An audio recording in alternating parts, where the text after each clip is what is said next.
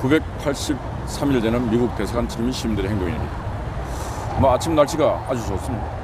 광화문 광장에 집들이 많이 지었는데 산타 마을이고 가운데 크리스마스 대형 추리가 섰습니다. 제가 저걸 보면서 좌파 정부와 우파 정부의 차이점을 저걸 통해서 볼 수 있습니다. 좌파 정부는 저런 평화롭고 온화한 저런 저런 행사를 안 했습니다. 그냥 데모하고 뭐하고 평화가 있는 곳에 갈등을, 사랑이 있는 곳에 또 분쟁을, 미움을. 근데 지금 광화문 광장은 크리스마스를 준비하기 위해서 산타 마을이 지금 조성이 되어 있고 수진장군 동상 뒤에도 그런 게 조성이 되어 있고 청계 광장에는 아주 엄청난 큰 크리스마스 추리와 그 불꽃 점등이 들어서고 있고 제일 먼저 시청광장에도 크리스마스 추리가 야간 데모하는 와중에 또 점등식을 했고 지금 여의도 국회 앞에도 또 그렇게 했습니다. 그래서 좌파 정부와 우파 정부의 차이점이 바로 이런 것을 통해서 구별하고 할 수 있다.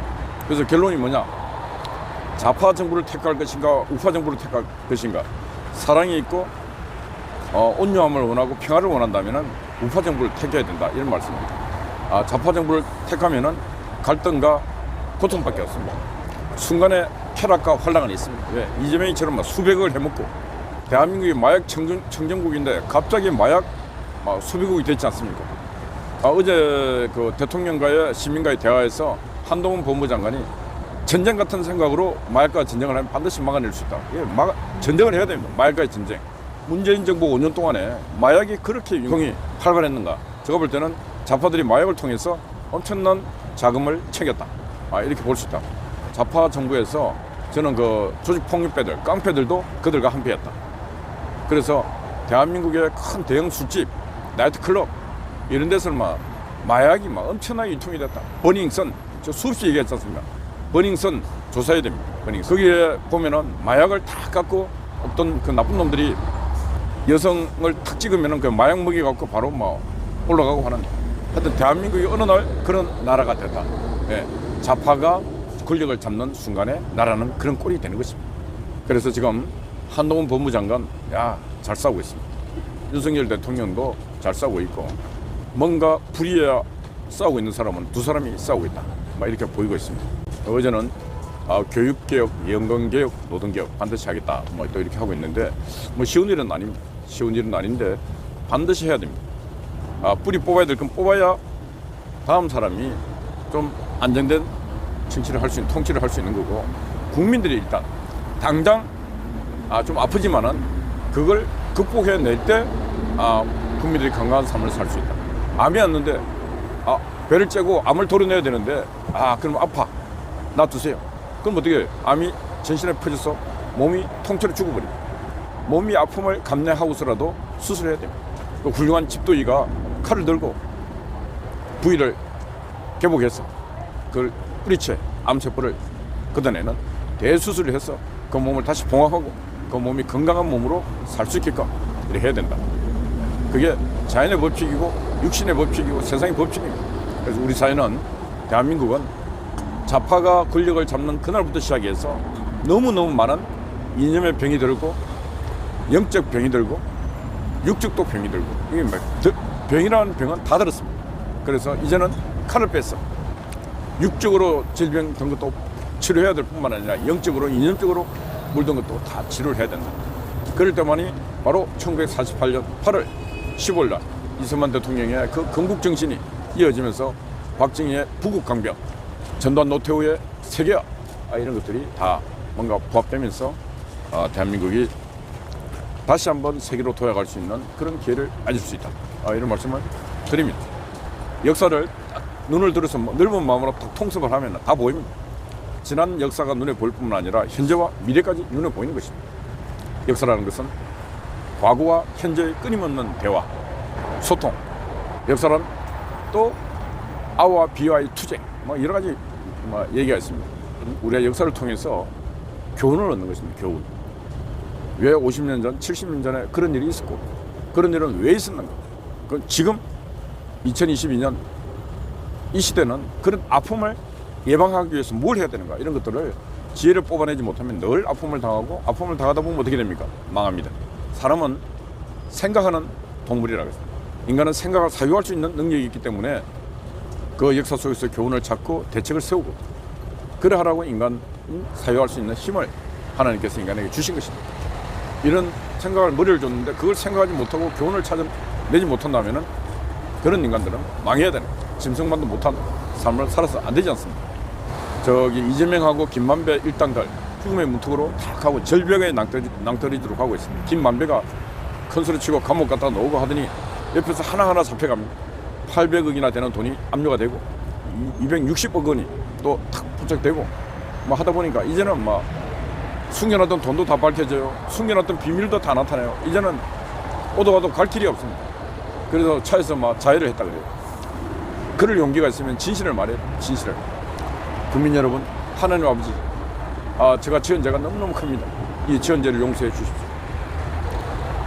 저는 이 죄를 이재명과 함께 이재명의 지시를 받고 제가 세상에 큰 변화가 있으리라는 믿음으로 제가 했는데 이게 결과론적으로는 많은 성남시 주민들, 대장동 주민들에게 아픔을 줬고 전 국민들에게 아픔을 줬습니다.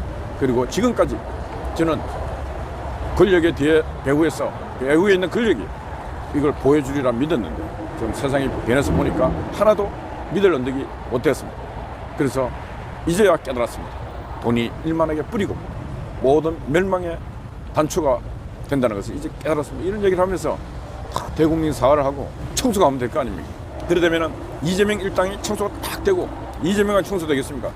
그런 돈을 받아 쳐 드신 분들도 다 청소가 되고 그러면은 세상이 맑아지고 그 맑아질 때 김만배의 그런 공로를 생각해서 정상을 참작해서 법원에서 김만배에게 감형을 해주는 그런 게 오더라도 김만배는 많은 감형을 받더라도 역할을 했지 않습니까? 도둑질도 했지만은 참여와 반성을 통해서 사회가 정화되는데 큰 역할을 했기 때문에 김만배에게 큰 감형을 주더라도 타당한 판결이다 이렇게 생각합니다. 그래서 만배가 죽지 말고 저기 건수들이 대법관들 왜 대법원 이발소에 왜 들어갔는지 가서 그 대법관들에게 왜 대법관들을 만났는지 그런 것도 진실을 말해야 돼. 그래서 정치권에서 이재명이 돈 받아 처먹은 놈들도 다 청소하면 해야 되고 판사라는 놈들이 법복을 입고 또 이재명의 돈을 받아 쳐드신 인간들도 청소를 해야 됩니다. 이미 이재명은 은수미하고 같이 대법원 판결에서 선거법 위반으로 선거에 출마할 수 없는 인간임에도 불구하고 대법원에서 그런 판결을 내려서 출마할 수 있게끔 만들어준 인간들이 바로 지금 김명수를 비롯한 대부분에 있는 겁니다. 그래서 만배야 이름도 좋아요. 만배가 김명수에게도 거금의 돈을 줬고 건순일에게도 돈을 줬고 대한민국 사법부 판사들도 돈 앞에는 다 굴복하더라 이런 얘기도 해야 됩니다. 그래서 오늘날 썩어 자빠진 저 법원 안에 사법부 판사들도 정직하고 깨끗한 사람들로 다 바꿔야 됩니다. 정치도 바꿔야 되고 판사도 바꿔야 되고 다 바꿔야 되고 그리고 문재인 정부 시절에 수사도 개떡같이 수사도 안 했던 저 검사놈들도 목을 다 쳐야 됩니다. 직무를 유기했던 대한민국 검사들 목을 다 쳐내야 됩니다. 그리고 그 자리에 깨끗하고 정의로운 판검사들로 다 채워넣어야 됩니다. 김만배는 너무 큰 도둑질을 했지만 참여할 수 있는 시간도 남아있습니다. 아직도 많이 남아있습니다. 김만배가 칼로 자기 몸에 자해하지 말고 용서를 구하는 진실을 말하는 그런 행동을 할 때 만배의 영혼은 다시 구원을 받을 수 있는 것입니다.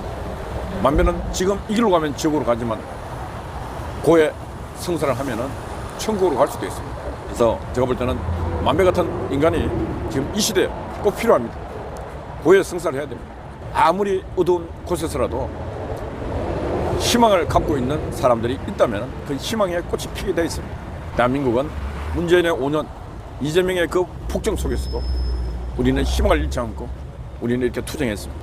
민중민주당 애들이 정치 백을 믿고 이곳에서 미군 철거하라 그러고 윤석열을 떠나라 그러고 뭐 하라 할 때 우리는 그놈들을 쫓아내고 이곳에서 3년 동안 지금 한미동맹의 중요성을 우리 몸으로 우리는 느끼면서 이 초소 두 개에서 이렇게 지켜오고 있습니다. 벌써 봄, 여름, 가을, 겨울, 봄, 여름, 가을, 겨울, 봄, 여름, 가을, 겨울 이렇게 지나고 있습니다. 우리는 우리 스스로 생각해보다 위대하고 대단한 대장정을 해가고 있는 것입니다. 그 어떤 누구도 이런 일 못합니다. 이 좁은 초소에서 그 어떤 누구도 수백 일을 잠을 자고면서 이렇게 기도하는 자들, 구도자들 이상의 삶을 살았던 사람이 없습니다. 이 땅에 저 하나나. 스님 그런 스님 없습니다. 목사 그런 목사 없습니다. 신부 없어요. 수녀 없어요. 아무도 없습니다. 그러나 우리는 이 초소를 3년간 이 한대에서 이걸 지켜왔습니다. 추운 겨울은 이렇게 견디면서 지금 안에 서리가 다 차있고 꽁꽁 얼어 있습니다. 입김이 나가고 더운 여름에는 모기가 와서 뜯겨가는 모기가 뿌려가면서 향을 피워가면서 그것도 좋습니다. 문재인 정부 시절에 저 종로구청에서 심심한 와서 이거 그더라 뜨더라 종로구청 공무원들하고 싸워가면서 경찰도 우리 편이 아니었습니다.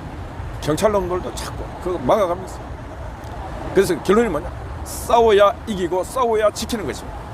우리는 그 모든 세력들과 싸워가면서 이곳을 지켜왔습니다.